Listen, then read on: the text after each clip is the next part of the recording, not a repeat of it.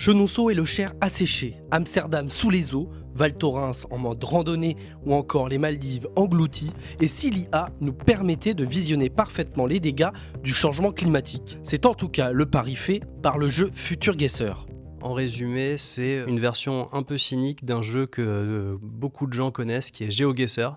Un jeu où normalement on est droppé dans un paysage au hasard sur Google Street View dans le monde et on doit retrouver en quelques secondes là où on se trouve. Dans notre version, on est droppé en 2100 dans un monde qui a bien changé et c'est beaucoup plus dur de retrouver là où on est. L'agence créative Artefact 3000, en partenariat avec le réseau Action Climat France, a développé son propre jeu avec le défi de sensibiliser sur les conséquences qu'auraient les 2,7 degrés supplémentaires attendus en 2100, selon les derniers rapports du GIEC.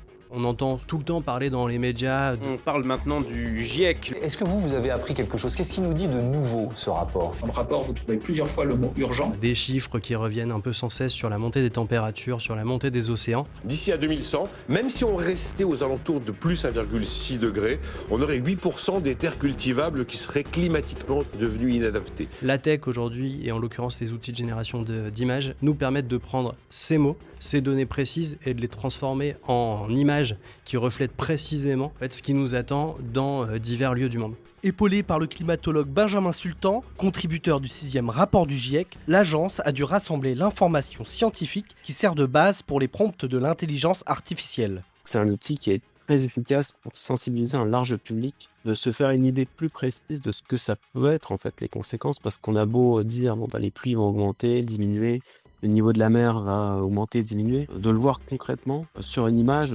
ça permet vraiment de rendre la chose concrète, mais en même temps propose des solutions à la fois d'adaptation. Donc, qu'est-ce qu'on peut faire en vivant dans un climat plus chaud, plus humide, avec un niveau de la mer qui va monter. Donc, comment on vit avec, donc comment on s'adapte. Et en même temps, comment on peut faire que ça n'arrive pas. En tout cas, de l'atténuer le plus possible avec une solution d'atténuation, de réduction des émissions de gaz à effet de serre. Sorti en 2 versions, française et anglaise, le jeu cumule à ce jour plus de 50 000 joueurs uniques dans une centaine de pays différents. Le principe reste le même que GeoGuessr, le joueur est placé aléatoirement quelque part sur Terre et son objectif est de deviner l'endroit exact où il se trouve. Donc là on tombe sur un des paysages assez marquants du jeu aussi. C'est un paysage qui peut ressembler en effet à la vallée de la mort, en tout cas quelque chose d'extrêmement aride. Mais là on va se parler justement d'une oasis dans le Sahara. Donc évidemment on se doute bien de ce à quoi peut servir cette oasis aujourd'hui pour des milliers de personnes. Et bien on voit que dans un futur très proche, ça ne servira plus à grand chose vu l'état de l'oasis.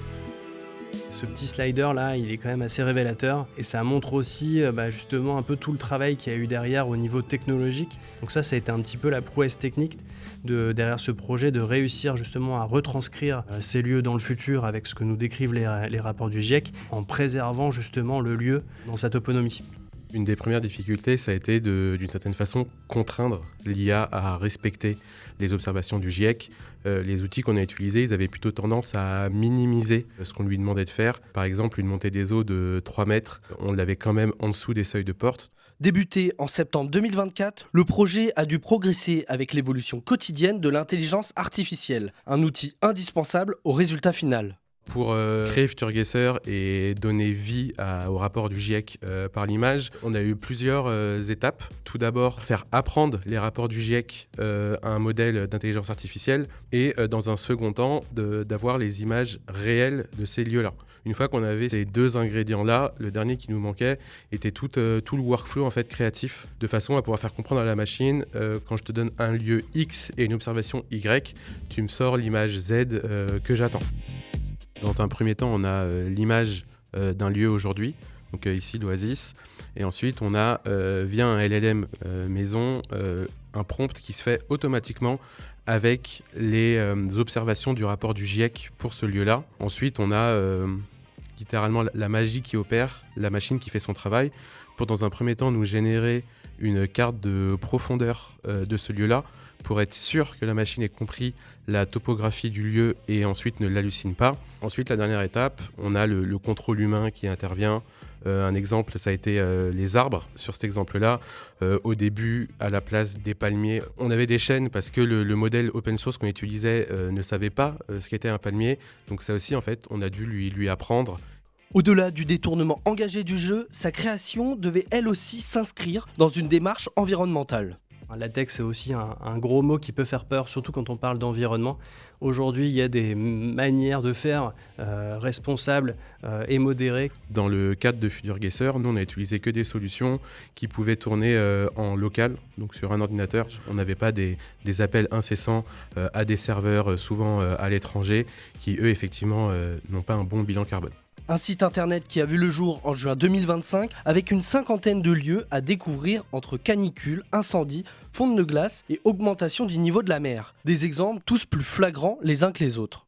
Moi, ce qui m'a marqué, par exemple, c'est l'Amazonie, la forêt amazonienne qui se transforme un peu en savane, avec un endroit qui est un des endroits les plus humides au monde qui s'assèche. Je pense aussi aux neiges du Kilimandjaro qui disparaissent totalement, des seuls endroits en Afrique où on a encore des glaces. Je pense également à Venise.